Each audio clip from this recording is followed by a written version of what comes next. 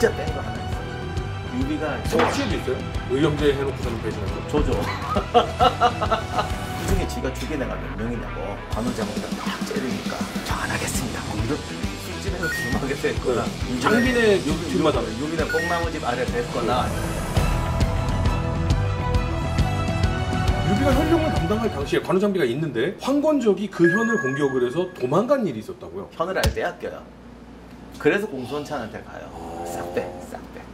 그래서 연희에선 이걸 삭제. 근데 아무튼 이렇게 험한 고생했는데 관우장비가 항상 뒤에서 딱 어머. 네네. 추상같이 어머. 네. 차라리 그렇게 하지. 자객이 딱 오다가 관우장비가 딱 째리니까 저 안 하겠습니다. 뭐 이런 그런 거 왜 뺐을까요? 그러면 주인공이 유비가 돼야 되는데 관우장비 쪽으로 살짝 눈이 돌아가니까 그런 거예요. 아, 그럴 수도 있고. 네. 제가 보니까 유비가요. 그러니까 뭐 물론 정말 다양한 소설과 여러 가지 이야기들이 있는데 유비가 황건적 수십이 무서워 칼을 빼들지 못했다라는 그런 이 스토리가 있는 곳도 있어요. 그런데 관우가 한 방에 칼등으로 다다다다 해서 돌아가시오라고 해서 다 구해줬다. 뭐 이런 이야기도 있는데 유비가 연희에서 잘 보면 여포하고 장비관우가 싸울 때 가서 도와줬다라는 이야기도 있을 정도인데 여포 앞에서 그 정도 무술 실력으로 까불면은 바로 한압에 갔을 텐데 유비의 무술 실력에 나온 건 없나요? 그 여포 얘기밖에 없어요. 왜냐면 유비도 뭐 그렇게 약하지는 않았겠죠. 쌍검으로 막 썼고 쌍검에 아무나 쓰는 게 아니거든. 물론 소설, 이거 다 소설이지만 네. 사실 정말 쌍검을 썼다고 그러면 무술 유단자죠. 쌍검은 진짜 위험해서 네. 함부로 쓰는 게 아니거든요. 고수들만 쓰는 거예요. 네. 그러니까 도원결의 얘기는 이렇게 세 사람이 똘똘 뭉쳤고 험난한 시절에 유비를 관우장비가 그렇게 지켰다. 여기서 아마 도원결을 집어넣은 것 같고. 그리고 사실 난세 이야기가 다 배신이잖아요. 근데 관우장비가 어쨌든 죽을 때까지는 유비를 철저하게 배신 안 하고 그러니까 이런 게 사람들한테 진한 감동을 주니까 도원결이란 걸 집어넣은 것 같아요. 그렇다라는 것은 사실은 소설이지만 분명한 건 정사에도 그렇고 여러 가지 이야기에 관우장비가 정말 유비를 어마어마하게 모시고 지켰다. 그리고 관우의 얘기를 빌어서 생각해보면 진짜로 형제의 의의를 맺었다. 라고 하기 때문에 도원결이라는 것을 역사에서 우리가 볼 수는 없지만 분명히 형제끼리 뭔가 하는 건 했을 것이다. 이런 상상을 통해 진짜처럼 도원결의를 연희에선 집어넣은 거겠죠. 그렇죠. 그러니까 있었을 수도 있는 거네요. 뭐 술집에서 주막에서 했거나 네. 장빈의 뒷마당 유비는 뽕나무집 아래서 했거나 했을 수도 있는데 이게 나중에 가면 유비가 이제 황제가 되니까 조금 그 얘기를 넣기도 어려웠을 것이고 아, 황제하고 형제가 되면 그렇죠. 그러니까 근데 중요한 거는 세 사람이 그 험한 정치판에서 끝까지 같이 갔다. 그걸로 충분히 감동이잖아요. 거기다가 도원결이라는 장치를 넣고 아니 의형제 맺고도 배신하는 놈이 얼마나 많은데. 정치에도 있어요? 의형제 해놓고서는 배신한 놈? 조조. 많이들 보내셨죠, 조조는. 그러니까 뭐 조조도요 다 처음에 마음에 들면 지술에 같이 타고 다녀. 술에서 같이 타고 뭐 같은 방에서 자고 한두 명이 아니야. 그중에 지가 죽인 애가 몇 명이냐고. 그 험한 세월에. 송건이는 다 죽여 나중에.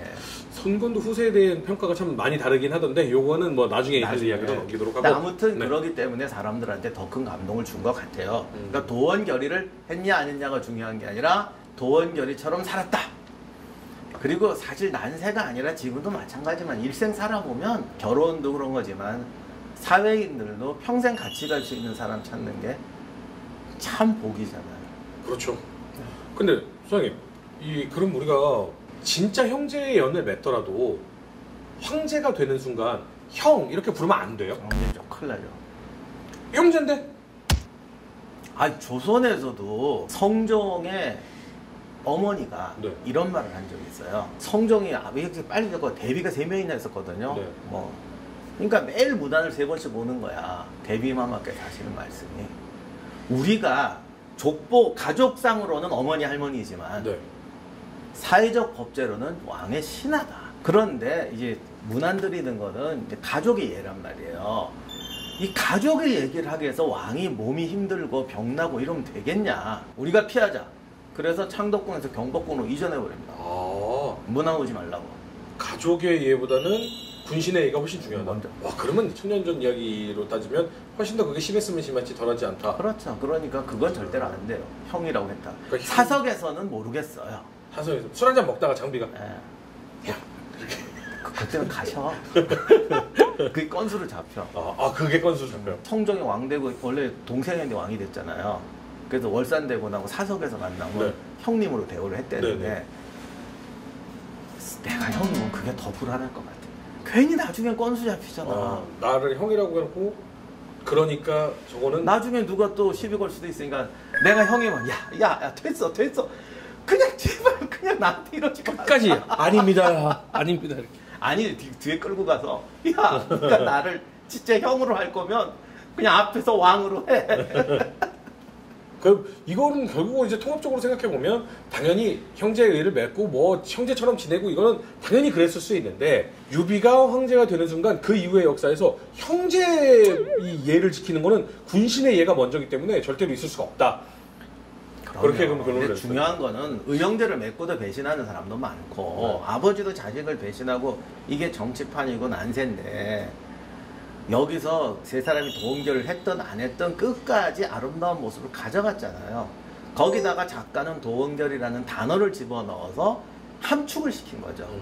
그리고 어떻게 길게 설명할 거 없이 도원결이란 말을 통해서 이 세상을 사는 모든 사람은 외롭고 고독하고 무섭기도 하고 그렇잖아요. 네. 거기에서 마음의 희망을 주는 거죠. 유비가루 장비의 도원결이 그 처음 시작 이곳에서 정리를 좀 해주시면. 도원결의는 어쨌든 사람의 마음에 울리는 거고 우리가 평생 가져가는 이야기인 것 같아요. 일생 살아보면 그런 사람이 있긴 있어야죠. 그리고 세상 사는 게 누가 그러잖아. 돈 벌고 뭐 잘 출세하고 다 필요 없고 나이 들어서 같이 이야기할 수 있는 사람이 최고다. 그리고 원래 40대 50대쯤 되면 20년 30년 40년 차기 친구도 자꾸 부족함이 보이게 돼요. 그리고 또 사업 같이 하면 다 틀어지고 그쵸. 그런 게 있는데 다 내려놓고 다시 만나면 그 모든 것도 추억이 돼서 같이 가는데 유비 간우장비는 그게 아니라 사업 파트너로 같이 간 거잖아요. 네. 그 험난한 세월을 네. 겪으면서 그런 사람과 같이 가는 자체가 인생의 승리 아닐까요? 어차피 세상은 혼자 살 수 없어요. 그러면서 분명히 형제의 의를 맺었지만 자기의 위치를 정확하게 지키는 것도 그렇죠. 굉장히 중요한 거예요. 그러니까 도원결의를 하느냐 안 하느냐가 중요한 게 아니라 도원결의 같은 사람을 만드느냐가 인생의 승부인 것 같아요. 자기 본래의 목적을 달성하기 위해서도 그런 사람이 꼭 필요하고. 혹시 도원결의를 저희랑 해주시겠습니까? 구독을 한번. 도원결의. 우리 구독이라고 하지 말고 나도 이제 도원결이라고 해볼까? 도원결의 의를 우리가 함께 멤버십도 도원결. 도원결의 합시다 우리. 예. 그래서 이거는 애가 쪼잔해서 이거 황제 못하겠다. 그래서 난의 전형을 보여주고. 그렇죠. 황건적의 나는 한마디로 이런 거예요. 근데 이제 현우 씨가 질문을 잘하셔야 되는데 난을 일으키는 쪽에서 질문하실 거예요? 진압 쪽에서 질문하실 거예요? 지금의 느낌은 멋있는 것 가져는 안 됩니다.